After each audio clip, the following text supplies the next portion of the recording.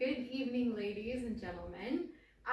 Today I'm going to be talking to you about the importance of oral health. And first off, who likes going to the dentist? Me too. I'm glad I'm in good company. I always thought I was a weirdo because I love going to the dental office. I love getting my teeth cleaned. When I was a little girl, my mom was a dental assistant, and we would get home. Well, we didn't go home from school, but we would ride the bus to her dental office, sit in the waiting room, and do our homework. And I don't know, it's just very comforting for me to be at a dental office for some reason. But and then when I was 19, I started dental assisting. So not to age myself or anything, but I've been in the dental field for about 13 years. So something that I love and I'm passionate about, and I feel really lucky to like my job and love where I'm at. So to get started, we are going to look at things that affect our oral health. First off, we have periodontal disease. You want to take a look at the photo?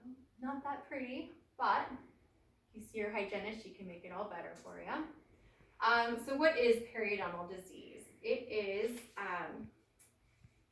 inflammation or infections that affect not only your gums, but the bones and the other structures surrounding your teeth. It can lead to bone loss, and it's actually a surprising amount of number of people that are actually affected by periodontal disease. In the 2018 July issue of the Journal of American Dental Association, 42% of Americans have periodontal disease. So how does periodontal disease affect our overall health? Anytime that you have active infection in your mouth for a very long amount of time, it's never healthy for you. It's not good for your body. Surprisingly enough, people that have periodontal disease are 2 to 3 times more likely to suffer from cardiovascular disease, or they have a higher risk for heart attack and stroke. And then, so how do we prevent periodontal disease? First off, it starts with good home care, brushing and flossing, using proper techniques that your hygienist at your dental office can teach you, and then actually visiting the dental office regularly. And so what other facts put us at risk for poor oral health? A lot of these are choices that we make and are 100% preventable. So first one is tobacco use. If you look at the screen here, tobacco use causes gum recession and bone loss, and can actually cause leukoplakia and oral cancer. Not things that we want. They would definitely affect your overall health and your ability to eat and enjoy your food. The second thing was really trendy when I was a teenager, tongue piercing. Might be cute, might not be. I'm not a fan. I have seen young women, young men in their early 20s come into dental offices and they have tongue rings and they come in with pain on the inside of their lower front teeth. This is because that bar rubs up against your gum tissue right there over and over again. It causes it to be irritated, and actually you lose bone there and these teeth become loose. You can see this is bone down here. The bone height should be approximately up here. And so with this patient in particular, she'd probably end up losing those 2 teeth, which is really sad, especially at such a young age. So not only with periodontal disease, tobacco use, and tongue piercings, it's not the only thing that can affect your oral health.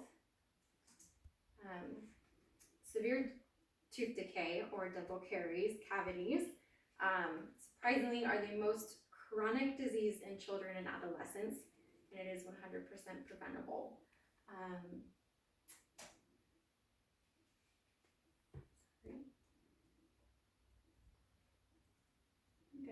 there we go. This shows the stages of dental caries. With plaque sitting on the teeth, it creates acid that eats through the first layer of your tooth structure, which is the enamel, and then it gets into the dentin. Once it goes there, it spreads pretty quickly, and it can actually end up into the nerve of the tooth and can cause an abscess if left untreated. If that abscess is left untreated for a significant amount of time, depending on how badly it gets, it can create numbness in the jaw, can affect just your overall health, and the fact that there's infection in your mouth, it can spread to your bloodstream. It's not healthy. So, another thing with dental caries is it can cause tooth loss. So with periodontal disease, tongue rings, tobacco, and dental caries, that can all lead to tooth loss eventually. An option for those patients would be dentures.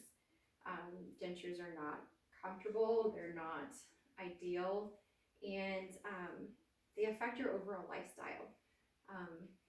They don't allow you to be able to chew your food properly, which doesn't aid in digestion, and then you can actually cause yeast infections in your mouth, and it's not pretty. So how do we have good oral health? Like I said before, increase your dental visits. If you look at this chart here, this is from the cdc.gov, you can see that over from 1997 to 2017, our dental visits have actually increased, which is a really good thing. Prevention has come a really long way in the field of dentistry, and we love to see people coming in more often and keeping the regular visits. So good home care, brushing twice a day, flossing as often as you can, and then good techniques as well that you can learn from your hygienist and your dentist. So routine dental visits. And just with concluding,